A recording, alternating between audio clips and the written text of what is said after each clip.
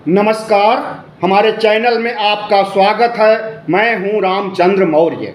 साथियों, हमारे चैनल को सब्सक्राइब कर लीजिए और सामने की बटन जरूर दबाइए ताकि हम जैसे ही कोई वीडियो अपलोड करें आपको तुरंत मिल जाए। आज हम चर्चा करेंगे राहुल गांधी के उस चक्रव्यूह की, जिस चक्रव्यूह की चर्चा उन्होंने नए संसद भवन में करके बजट अभिभाषण के बाद के अभिभाषण और मानसून सत्र में जिस तरह से नरेंद्र मोदी को घेरा है और सत्ता पक्ष हतप्रभ हो गया, बैकफुट पर आ गया। आज हम इसको परत दर परत खोलने का काम करेंगे। भारतीय जनता पार्टी जब जनसंघ थी, यानी 1952 से 80 तक जनसंघ था, बीच में जनता पार्टी में मर्ज हो गया था। वह जनसंघ जिस धार्मिक मुद्दे को लेकर, हिंदुत्व को लेकर अपनी सियासत करता रहा है और उसके बाद 1980 से भारतीय जनता पार्टी धर्म की जमीन पर राजनीति करती रही है। आज राहुल गांधी ने उसी के पिच पर भारतीय जनता पार्टी और आरएसएस को घेरा है और ललकारा है। महाभारत का एक आख्यान लेकर के चक्रव्यूह की रचना जिस तरह से जयद्रथ, कर्ण, शकुनी और 6-7 महारथियों ने किया था, उसकी चर्चा करते हुए और उस चक्रव्यूह को आज की परिस्थितियों में तब्दील करके नरेंद्र मोदी सरकार और आरएसएस को घेरते हुए जिस तरह से राहुल गांधी ने, विपक्ष के नेता ने प्रधानमंत्री नरेंद्र मोदी और आरएसएस को ललकारा है, इसकी चर्चा आज पूरे देश में हो रही है। प्रधानमंत्री नरेंद्र मोदी आज संसद में नहीं आ सके क्योंकि उन्हें पता था कि राहुल गांधी का तीर जब चलने लगेगा तो उसका सामना करने के पास उनके पास कोई ब्रह्मास्त्र नहीं है। और इसकी चर्चा भी राहुल गांधी ने किया कि सिर्फ आज ही नहीं बल्कि वे हमारे भाषण के आमने सामने कभी नहीं आएंगे।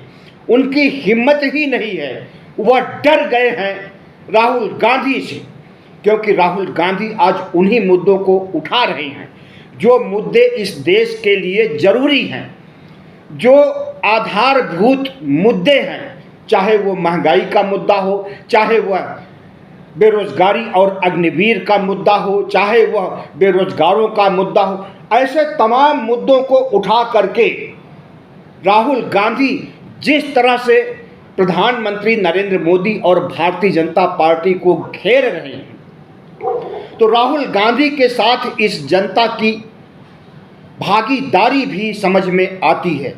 और उन्होंने कहा भी कि हम जनता की आवाज़ उठा रहे हैं। इस देश की 90% जनता जो कुछ कहती है, उन्होंने ओबीसी की तरफ इशारा करते हुए कहा कि इस देश के 90% लोगों को, ओबीसी, एससी, एसटी को यह भी नहीं पता है कि उनकी कितनी संख्या है। और इसे जानने के लिए प्रधानमंत्री नरेंद्र मोदी ओबीसी जनगणना भी नहीं कराना चाहते हैं। ओबीसी जनगणना की तो बात दूर, जो 10 सालों पर जनगणना होती है उसे भी ठंडे बस्ते में डाल दिया गया है 2021 से। 2011 के बाद नरेंद्र राज शुरू होने के पहले 2011 में कांग्रेस ने जिस जनगणना को कराया था उसमें ओबीसी जनगणना भी हुई थी। सोशियो इकोनॉमिक बेसिस पर ओबीसी की जनगणना हुई थी, लेकिन 2014 में जब सरकार बदली और जनगणना के आंकड़े आए तो उस आंकड़े पर नरेंद्र मोदी कुंडली मार करके बैठ गए और उसे छिपा लिया, उसे पब्लिक डोमेन में लाया ही नहीं। तो राहुल गांधी का कहना है कि या तो उसी जनगणना को के आंकड़े को आप पब्लिक डोमेन में लाइए, अखबारों में, टीवी चैनलों में दीजिए और नहीं तो नई जनगणना कराइए ओबीसी की, और उन्हें उनका हक और अधिकार मिलना चाहिए।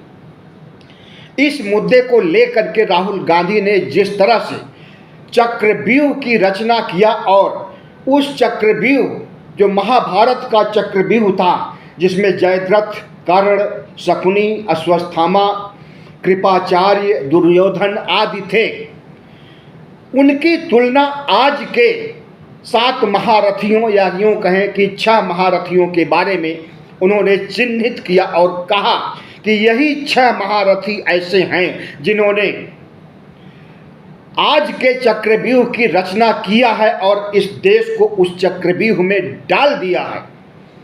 जिस चक्रव्यूह की रचना इन्होंने किया है उसमें है मोदी और शाह, अडानी और अंबानी, अजीत डोभाल और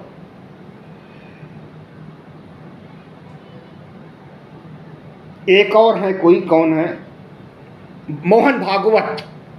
तो मोहन भागवत और आरएसएस को भी शामिल कर लिया उन्होंने आज के चक्रव्यूह में, और इस चक्रव्यूह से भारत को कैसे मुक्ति मिलेगी इसका खाका भी उन्होंने समझाया इस रूप में कि इंडिया गठबंधन में जो 27-28 दल हैं वे शिव की बारात के रूप में, इसे भी उन्होंने एक प्रतीकात्मक लहजे में कहा कि यही शिव की बारात जिसमें सभी धर्मों, सभी जातियों और सभी कुनबे के लोग हैं, यही लोग इस चक्रव्यूह को तोड़ेंगे।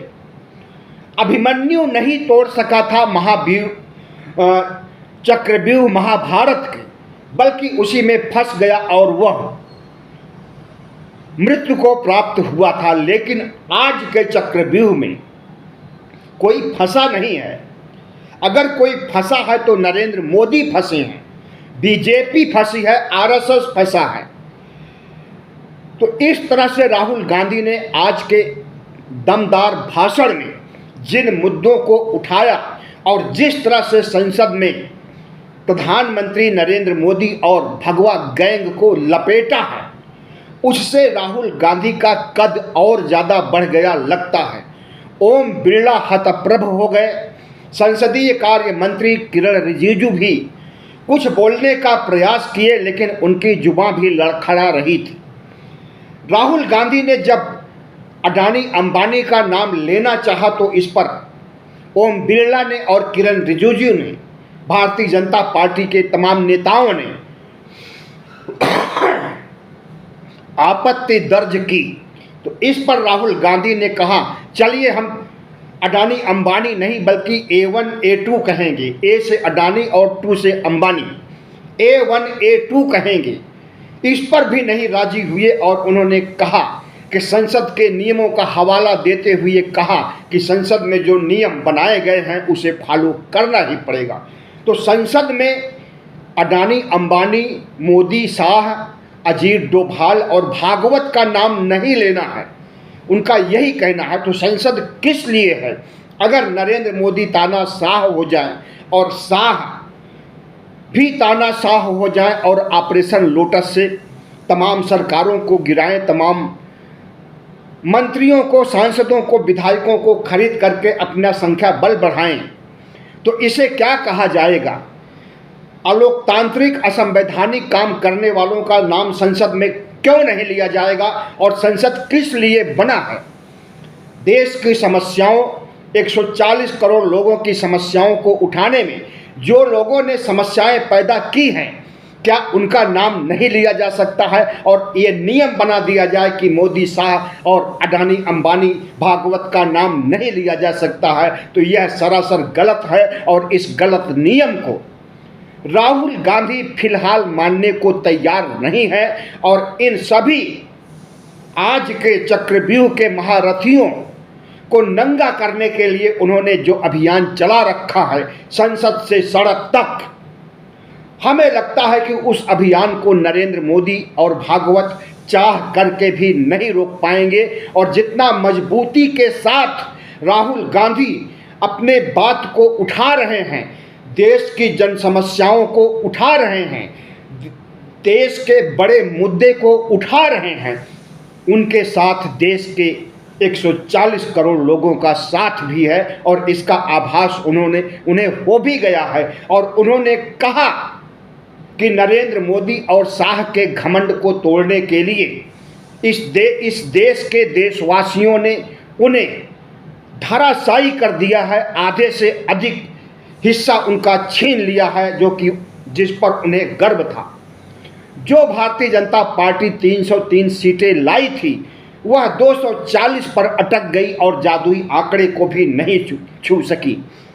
बैसाखियों पर चल रही सरकार को एक बड़ा सबक मिल गया है, लेकिन अगर अब भी नरेंद्र मोदी को समझ नहीं आ रहा है और उससे सबक नहीं ले रहे हैं हार से, तो अगले मध्यावधि चुनाव में उन्हें 240 से 40 पर ला करके पटक दिया जाएगा।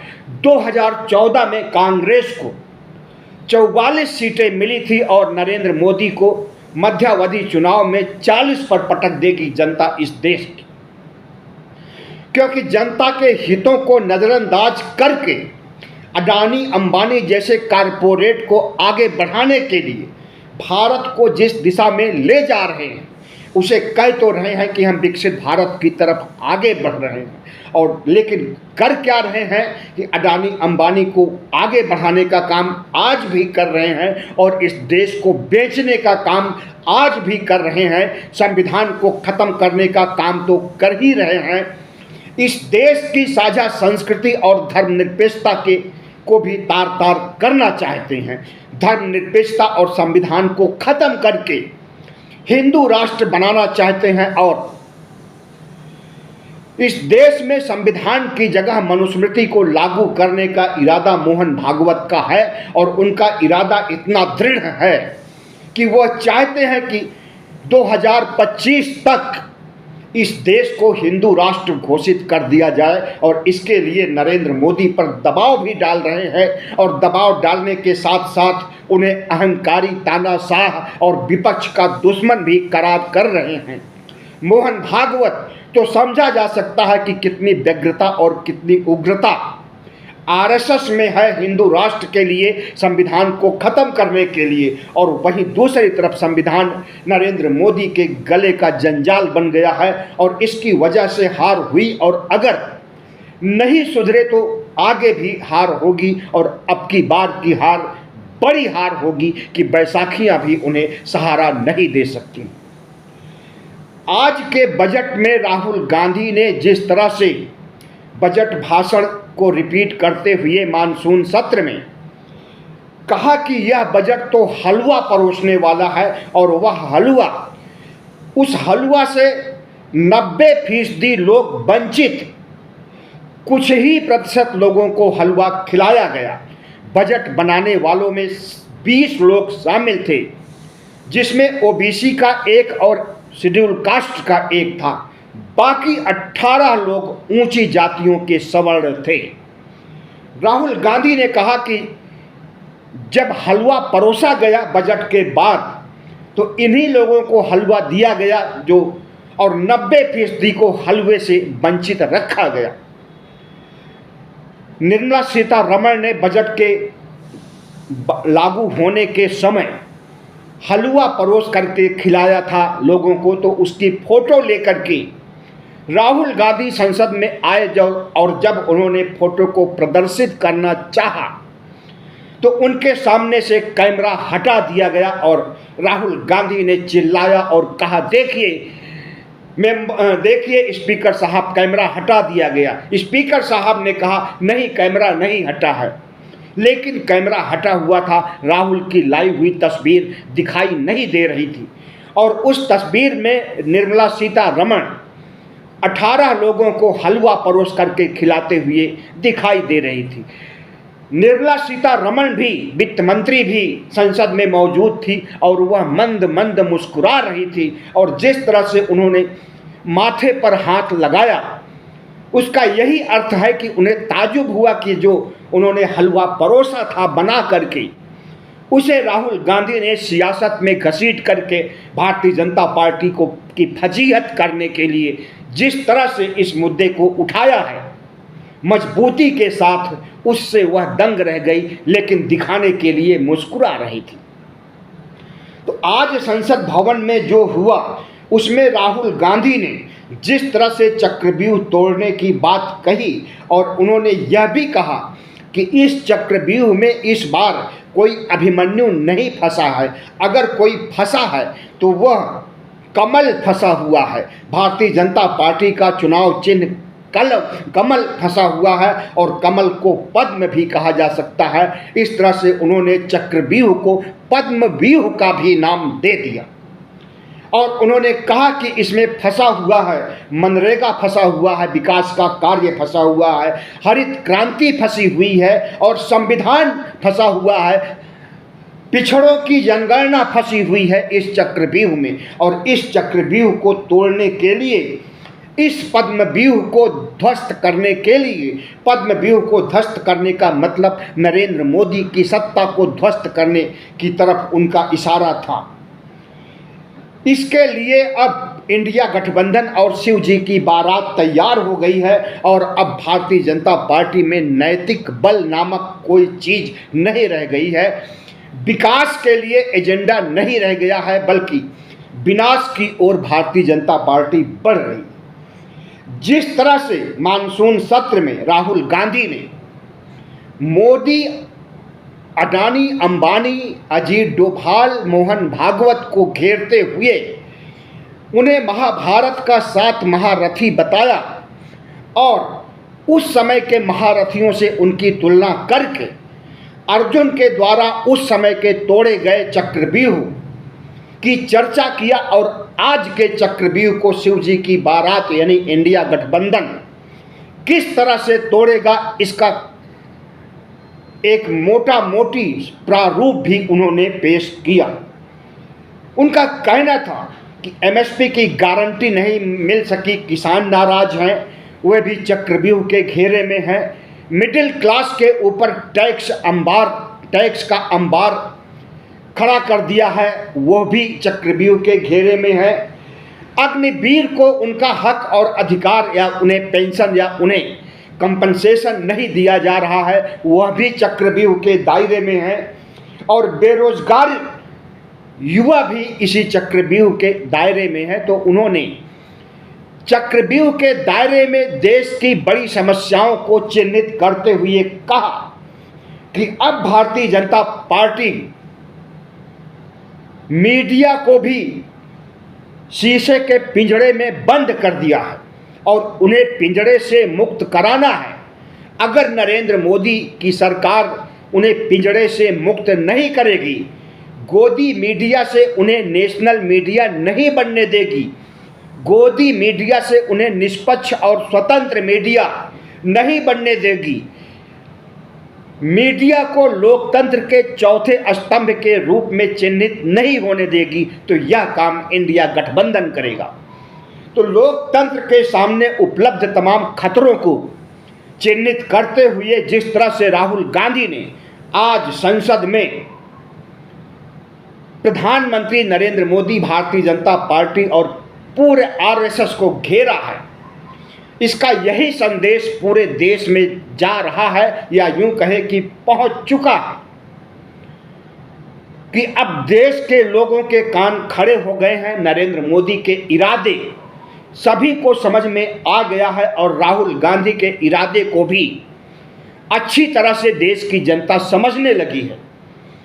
राहुल गांधी के इरादे को, राहुल गांधी जो कुछ करना चाहते हैं, जो परिवर्तन लाना चाहते हैं, जो जमीनी मुद्दे उठा करके उसका समाधान खोज करके इस देश के लोगों की समस्याओं से उन्हें मुक्त करना चाहते हैं, वह बात 2024 के चुनाव तक जमीनी स्तर तक नहीं पहुंच सकी थी।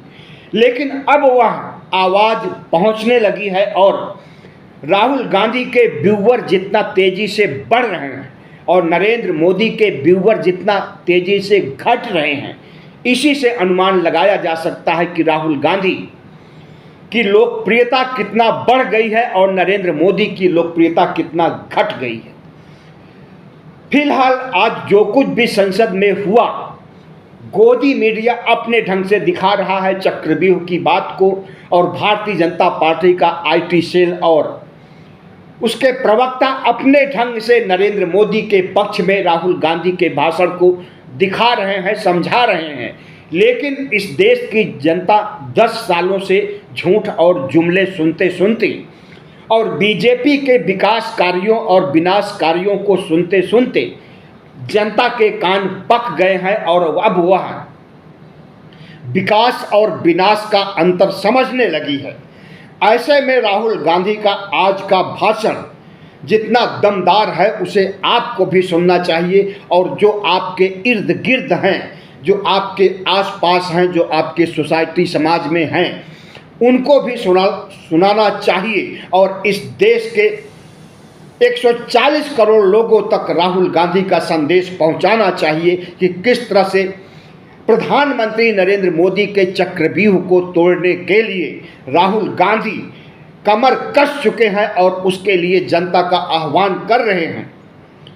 जनता को बता रहे हैं कि किस तरह से इन्होंने चक्रव्यूह की रचना किया और उस चक्रव्यूह से इस देश को गर्त में ढकेलने का काम, संविधान को खत्म करने का काम, लोकतंत्र को खत्म करने का मादा इनके अंदर भरा हुआ है, और उसे पूरा करने के लिए आरएसएस जिस तरह से इनके ऊपर दबाव डाल रहा है उसकी ओर संकेत माना जा सकता है राहुल गांधी ने जिस तरह से जिन शब्दों में संसद में घेरा है।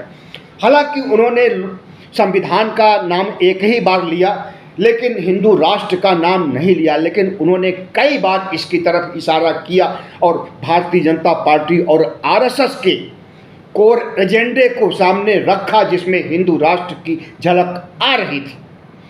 तो नरेंद्र मोदी के चक्रव्यूह से देश को बचाने के लिए चक्रव्यूह में फंसे बेरोजगार, गरीब, किसान और ओबीसी, एससी, एसटी के लोगों के उद्धार के लिए राहुल ने जिस तरह से नरेंद्र मोदी को घेरा है और इनकी सत्ता को ललकारा है, उससे यही लगता है कि अब प्रधानमंत्री की सत्ता, प्रधानमंत्री का सिंहासन हिल गया है और किसी भी समय दोनों बैसाखियां काम करना बंद कर सकती हैं। अगर ऐसा होता है तो मध्यावधि चुनाव आ जाएंगे और उस मध्यावधि चुनाव में पता चल जाएगा कि राहुल गांधी ने जो अपील किया था 2024 के लोकसभा चुनाव से लेकर के संसद में भाषण तक, संसद से सड़क तक, उस बात को जनता ने अंगीकार कर लिया है और नरेंद्र मोदी के विकसित भारत के असलियत को भी भांप लिया है और भारत की संस्कृति को नष्ट करने, संविधान को नष्ट करने का इरादा भी भांप लिया है। ऐसे में नरेंद्र मोदी की मध्यावधि चुनाव में बड़ी हार हो सकती है और इंडिया राज आ सकता है। बहुत बहुत धन्यवाद। हमारे चैनल को सब्सक्राइब कीजिएगा, लाइक कीजिएगा और शेयर कीजिएगा।